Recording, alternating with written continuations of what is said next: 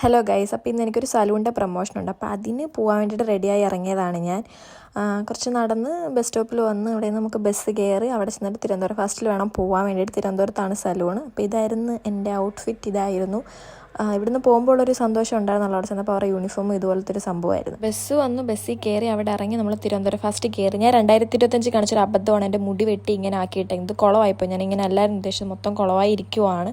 അങ്ങനെ ബസ്സിൽ കയറി നേരെ പോവാണ്. അങ്ങനെ അതേ സലൂണിൽ വന്നു. ഇതാണ് ഞാൻ ബൊട്ടോക്സ് ആണ് ചെയ്തത്, മുടി ഇതാണ്.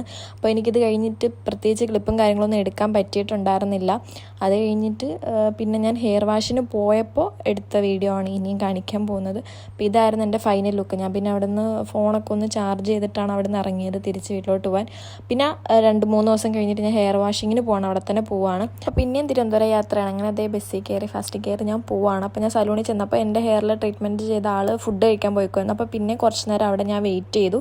അപ്പോൾ ഞാൻ പിന്നെ കുറച്ച് നേരം വെയിറ്റൊക്കെ ചെയ്തിരുന്നപ്പോഴത്തേന് സ്റ്റാഫ് വന്നിട്ട് നേരെ പോയി ഹെയർ വാഷൊക്കെ ചെയ്തു ഫുള്ള് ഹെയറൊക്കെ നന്നായിട്ട് സെറ്റ് ചെയ്ത് തന്നിട്ടുണ്ടായിരുന്നു. എനിക്ക് നന്നായിട്ട് ഇഷ്ടപ്പെട്ടപ്പോൾ ഈ സ്റ്റാഫാണ് എനിക്ക് ചെയ്തത്. ഹെയർ നല്ല ഫ്രിസി ആയിരുന്നു, ഡാമേജ് ആയിട്ടായിരുന്നു കിടന്നത്. അപ്പോൾ അവർ ഫുൾ അത് സെറ്റാക്കി തന്നിട്ടുണ്ടായിരുന്നു. അപ്പോൾ ഇതിൻ്റെ ഫുൾ ഡീറ്റെയിൽ വീഡിയോ ഞാൻ ഇൻസ്റ്റയിൽ പോസ്റ്റ് ചെയ്യുന്നതായിരിക്കും. ഞാൻ ബൊട്ടോക്സ് ട്രീറ്റ്മെൻറ്റ് ആയിരുന്നു ചെയ്തത്. എൻ്റെ ഹെയർ എന്തായാലും ഇപ്പം നല്ലപോലെ കിടക്കുന്നുണ്ടായിരുന്നു. നല്ല ഡാമേജ് ആയിട്ടായിരുന്നു കിടന്നത്. ഞാൻ സ്മൂത്തനിങ് ആണ് ചെയ്യാൻ പോയത്. അപ്പോൾ ഡാമേജ് ആയതുകൊണ്ട് അവരത് ചെയ്തില്ല.